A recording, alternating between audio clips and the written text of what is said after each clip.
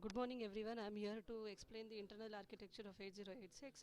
8086 mainly consists of two units. One is bus interface unit and the other one is execution unit. In the bus interface unit you have an instruction queue which is of 6 bytes of instruction queue, where the data can be stored in the 6 bytes of instruction queue, and we have most specified registers which is dedicated to one particular purpose, that is here that is code segment register, data segment register, stack segment register and extra segment register with an ALU connection which is performing the calculation. And here we have a bus control system which is connected to the queue along with the registers where the data can be transferred. Here we can see the address buses and the databases where the data can be moved. Along with the specified registers or dedicated registers, we have a general purpose registers which can hold data and perform some mathematical calculations using AX register, BX register, CX register and DI register. Along with this we have temporary registers and flags. As when we go for flags, it will affect the status of the calculation. And internally, when we speak about the flags, we have carry flags, zero flags, auxiliary carry flag, overflow flag, direction flag, trap flag and interrupt flag. And when we speak about the addressing modes of the 8086, we have many different types of addressing modes. The first addressing mode is a register to register addressing mode, which consists of both source and destination is a register where the data has been moved from source towards the destination.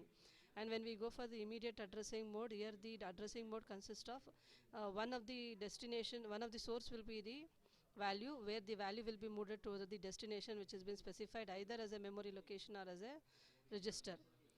And when we go for direct addressing mode, in direct addressing mode we can specify the address which is to be from where the data to be moved or to be located. Here in this example we are moving the data from a start location to the CX register. The data from whatever is present at the start position is been moved towards your CX register.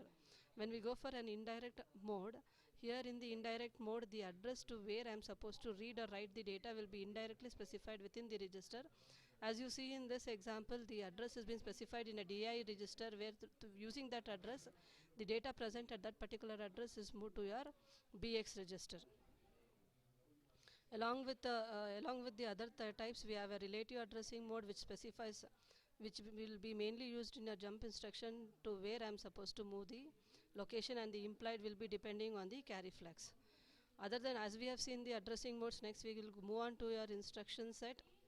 We are moving on to the instruction set. In the instruction set, the first type of instruction sets will be data transfer instructions, where the data will be moved between the source and the destination. In that, the first instruction is a move instruction, where the data will be moved, whatever is present in the source will be moved to your destination. In this example, whatever the data is present in DX will be moved to CX register. And the next instruction set is push, which will mainly dealt with your stack.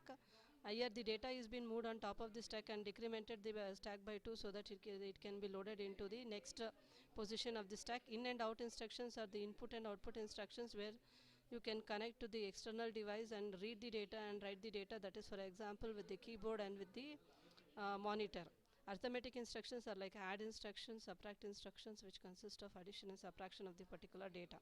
We have shift and rotate instruction. We can shift the data and rotate the data by one position. If it is more than one position, you can load the value into the carry register, so that the count will be carried out. Along with the call and rotate, we have branch instructions which will be used for call and performing the operation.